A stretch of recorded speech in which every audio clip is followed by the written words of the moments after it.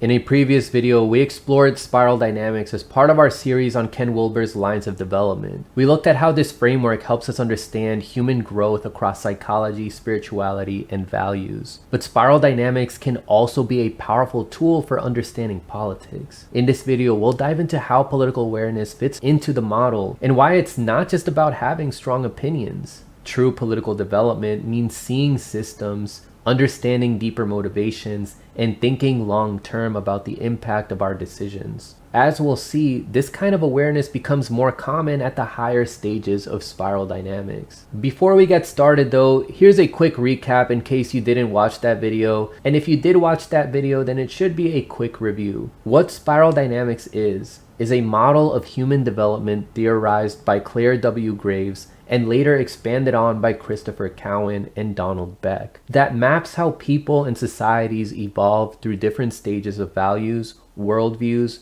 and priorities. Each stage builds on the one before it, starting with basic survival and moving toward greater complexity, self-awareness, and systemic thinking. The stages are color-coded, from beige, focused on survival, to purple's tribal belonging, to red's power and ego, to blue's order and tradition, orange's achievement and science, green's community and equality, yellow's flexible systems thinking, and finally, turquoise's global consciousness. People and cultures often have a mix of stages, and development is not always linear.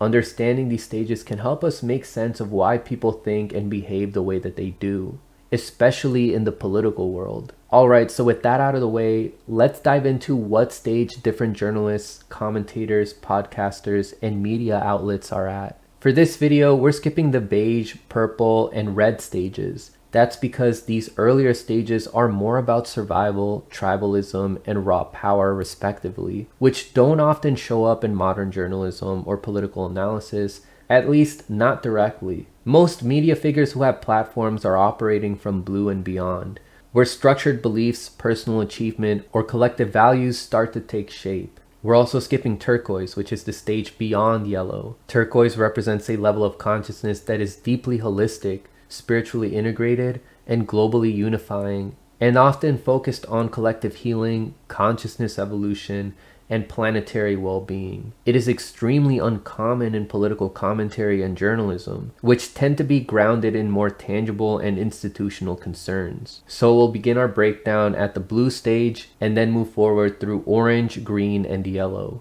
Stage blue is where we first see the shift from self-interest to group order. People at this stage value structure, tradition, and moral certainty. There's a strong belief in authority, law, and a clear sense of right and wrong based on a larger moral framework, often religious or nationalistic. In politics, blue shows up as loyalty to one's country or party, and a deep need for social stability. So it's not just about beliefs, but it's about belonging and obedience. Many conservative commentators and mainstream traditionalists embody this stage. Think of people like Ben Shapiro, Candace Owens, Steven Crowder, and Charlie Kirk. But it also includes centrist and even some leftist-leaning individuals who rigidly follow institutional rules or refuse to question their own side. So blue may look different in other countries or in different political ideologies. Blue is where you find loyalty to institutions over truth and a fear of chaos that can prevent meaningful change. Next up, stage orange moves a bit beyond that. Orange is focused on progress, personal success, and rational problem solving. It values the scientific method, achievement, and meritocracy. In the political world, orange tends to align with centrism, libertarianism, technocracy, and capitalism. Here, freedom means the ability to compete, innovate, and rise on your own terms. You'll see this in corporate media like CNN or MSNBC, and in neoliberal politicians or tech entrepreneurs who think data and markets will solve everything. Some market-friendly libertarians fall here too, as do political commentators who use reason and performance to win debates, often focusing more on optics than substance. Even shows like The Young Turks, which present themselves as progressive, often operate within orange dynamics. focused more on metrics, influence, and audience expansion, which could explain their not-so-slick shift from targeting a left-leaning audience to a more conservative-leaning audience now. Then comes stage green, which is a dramatic shift in values. Green prioritizes community, empathy, and equality. It's more emotionally intelligent and pluralistic than orange, emphasizing the voices of marginalized people and the importance of lived experience. Green thinkers often criticize the coldness of orange and the rigidity of blue. This is the worldview most associated with modern progressivism, social justice movements, and grassroots activism.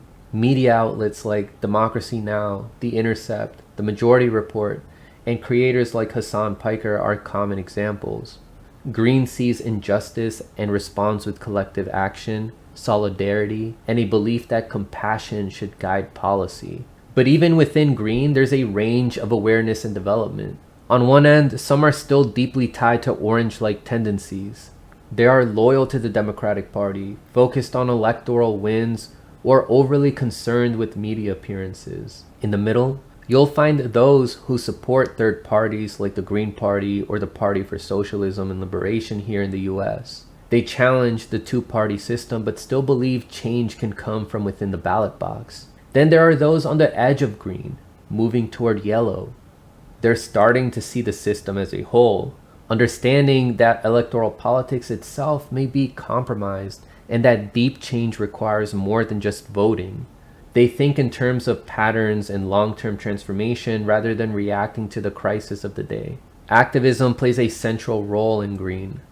Protests, union organizing, environmental justice, mutual aid, these are all expressions of green values. But even activism can become performative or rigid when it lacks systemic awareness. Green's strength is its heart, but its weakness can be naivety. Some activists fall into identity politics without considering class or economic systems. Others focus heavily on morality without understanding structural cause and effect. This is where green can get stuck, passionate but sometimes blind to the bigger picture.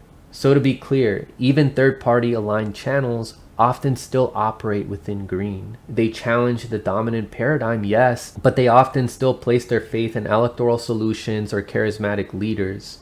What separates someone at yellow is not just political critique, but a deep systems view.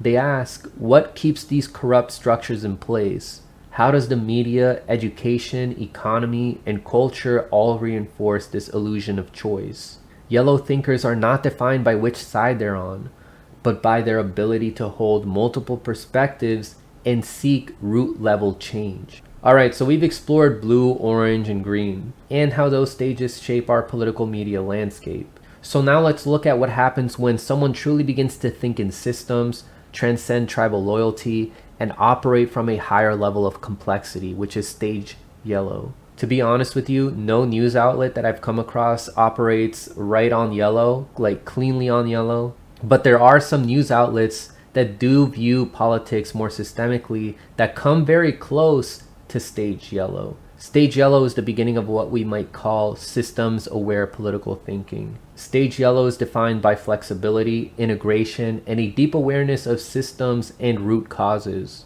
Rather than identifying with a single ideology, party, or movement, yellow thinkers operate from a wider lens. They ask not just what is happening, but why it keeps happening across political, economic, psychological, and even spiritual domains. They seek patterns and long-term consequences and not just immediate wins. Unlike stage green, which still operates through emotional identification and moral outrage, yellow sees through both capitalist and socialist systems. It understands these not as ultimate truths, but as functional or dysfunctional parts of broader global dynamics.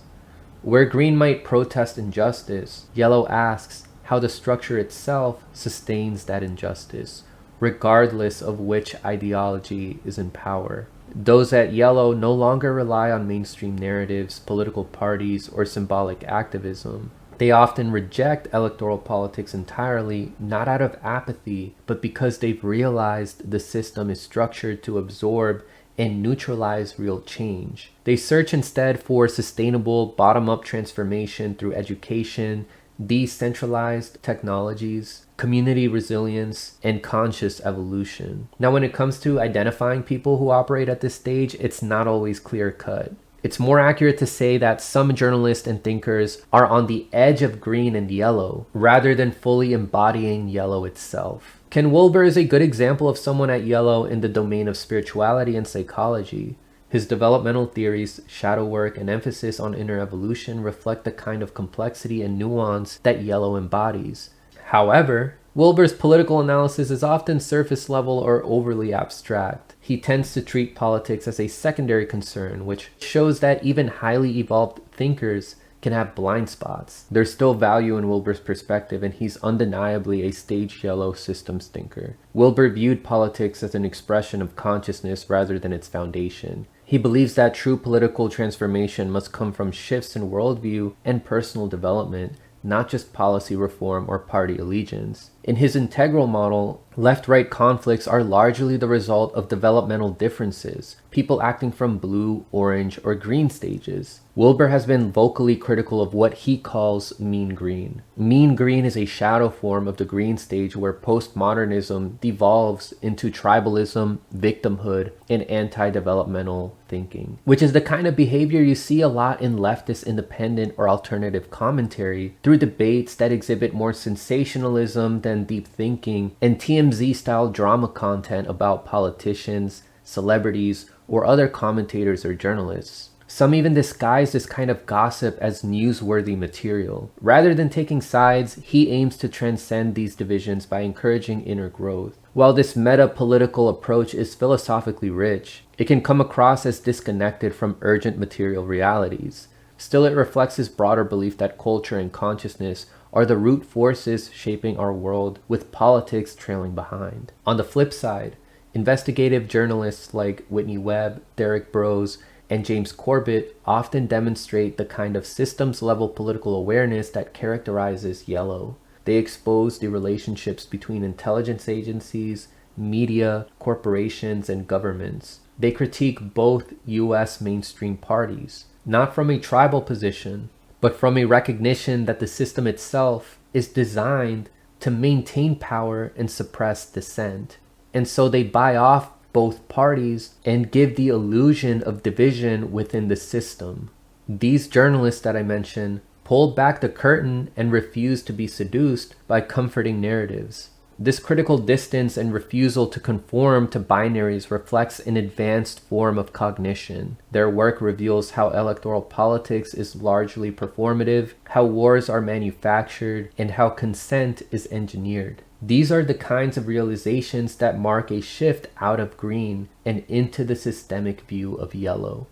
However, while their political thinking is advanced, they often show less depth in spiritual or psychological integration compared to someone like Wilber.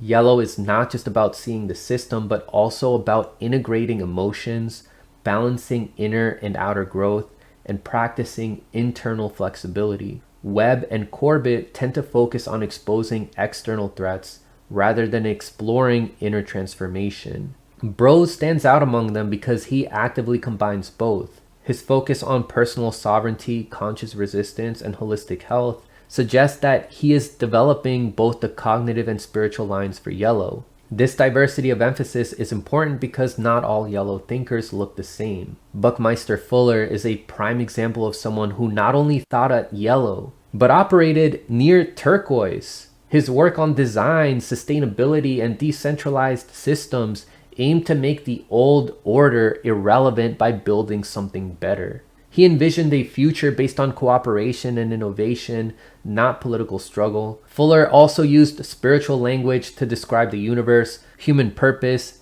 and consciousness, which placed him far beyond the intellectual alone. He embodied the best of systemic thinking and ethical vision. Whitney Webb and Ryan Christian of The Last American Vagabond are relentless in critiquing empire, media manipulation, and technocratic control. But their emotional tone sometimes leans toward frustration or alarm, which suggests they are still partially operating within green. This does not disqualify them from yellow entirely. they most likely are very close to it, but it highlights how the transition is ongoing and multidimensional. Spiritual practice, emotional regulation, and a wider sense of balance are necessary for full integration. By contrast, many anti-electoral socialists and anarchists may seem post-conventional because they reject mainstream politics, but rejection alone does not mean integration. Many of these individuals are driven by moral urgency or distrust, not by a deep systems perspective. If their thinking remains reactive, emotionally charged, or rigidly ideological, they may still be anchored in green. The same goes for anti-electoral anarchists.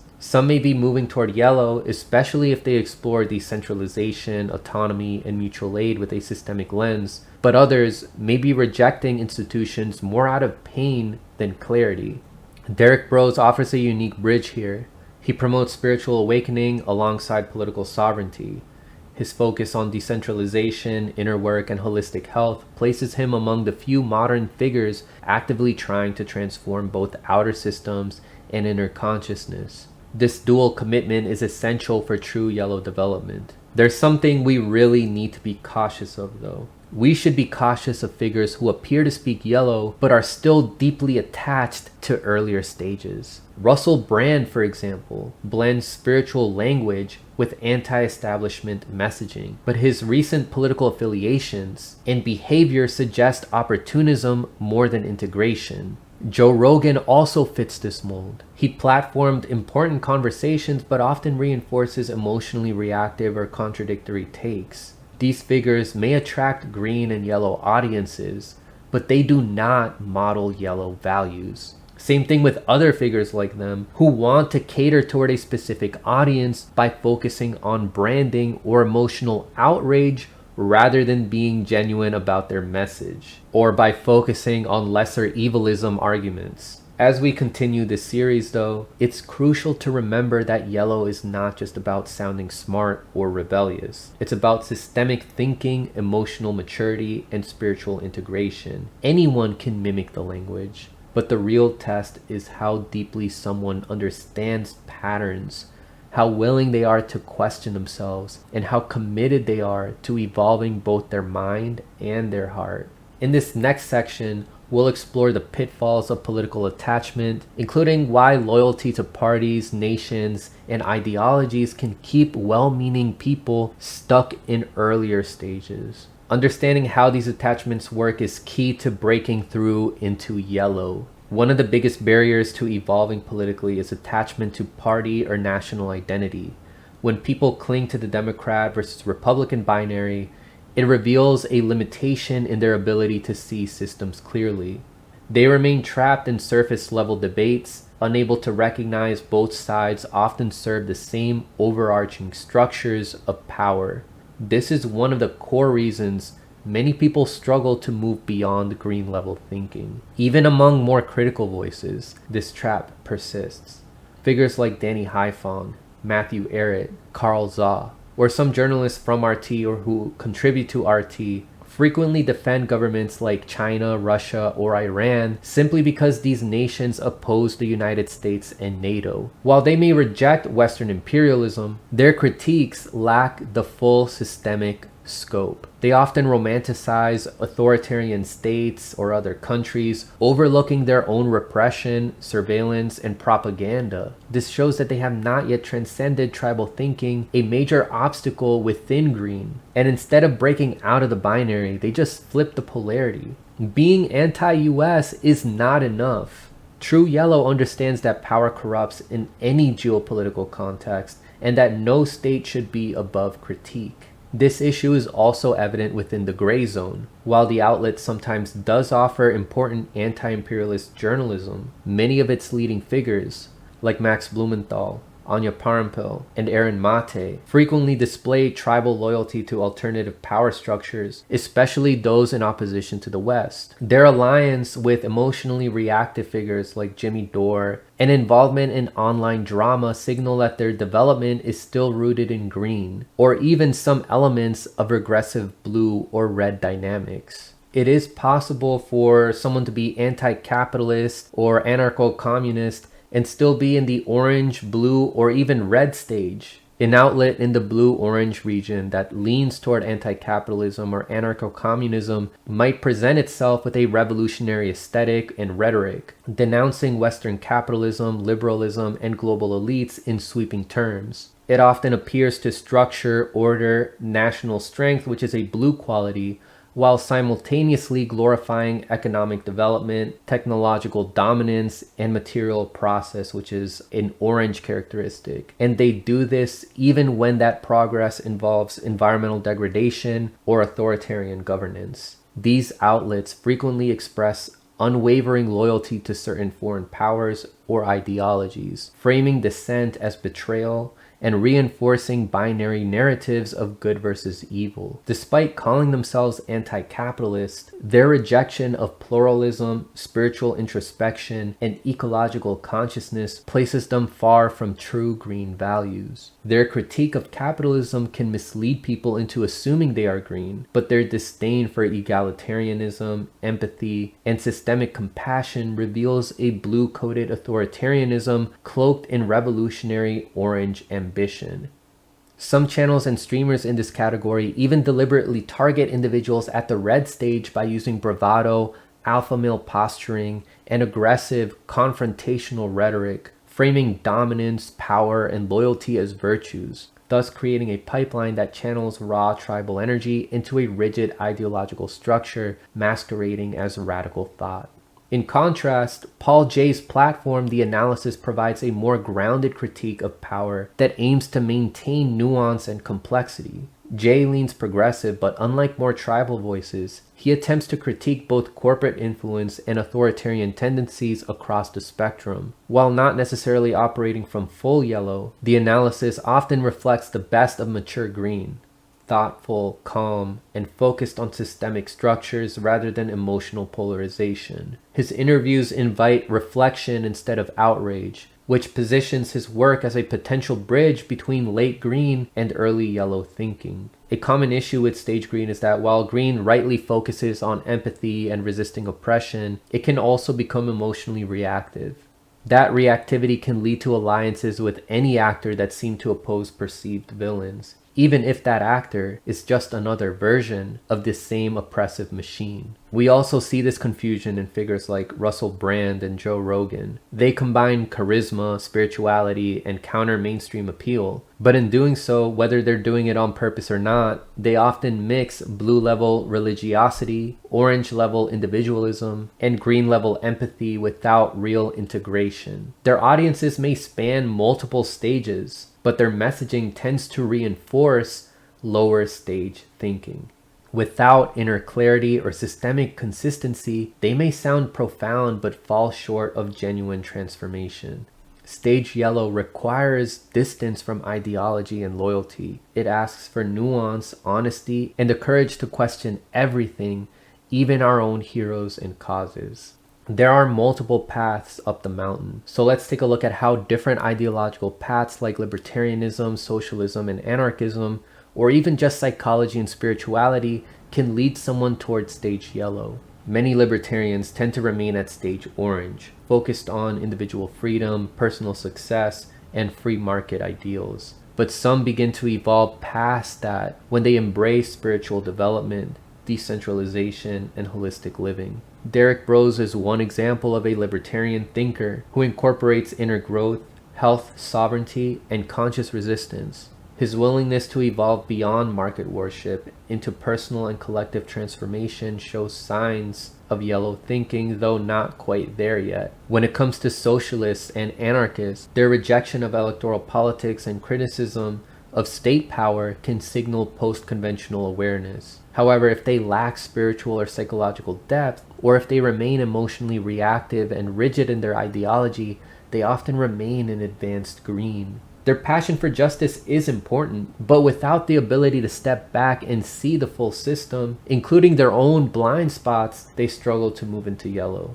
So a major key in reaching yellow is integration. It's not just about critiquing systems, but also transforming the self. Spiritual awakening, shadow work, or deep psychological insight often serve as the catalyst for moving past ideological rigidity. It is what helps someone shift from reacting to the world to actually understanding it in a deeper, more nuanced way. However, a key nuance to recognize is that stage yellow is not synonymous with omniscience. It is entirely possible and even common for individuals at yellow to have blind spots in specific areas, especially if those areas are not their focus. Ken Wilber, for example, shows limited political awareness when it comes to the structural corruption embedded in modern electoral systems or the bipartisan complicity in militarism and corporate power. Unlike investigative journalists like Whitney Webb or Derek Broze, who expose systemic political deception as a core part of their mission, Wilber's primary focus has been on consciousness, philosophy, and spirituality. This inward and upward gaze has allowed him to evolve past tribal loyalties and ideological attachments, but it hasn't required a deep confrontation with the political theater that governs much of our outer world.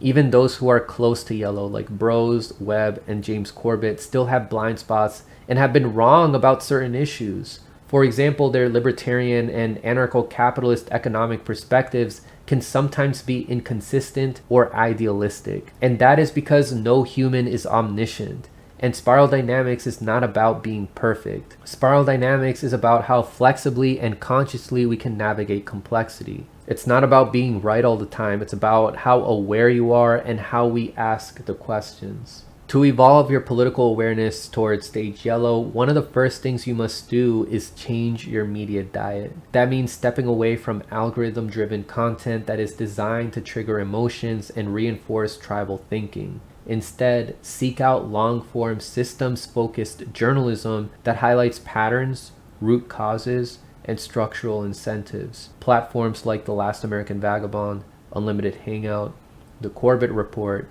The Analysis with Paul J. are examples of outlets that encourage critical thinking and challenge mainstream narratives. However, you should still watch while being critical. They're not always going to be right. But media alone isn't enough. Personal development plays a huge role.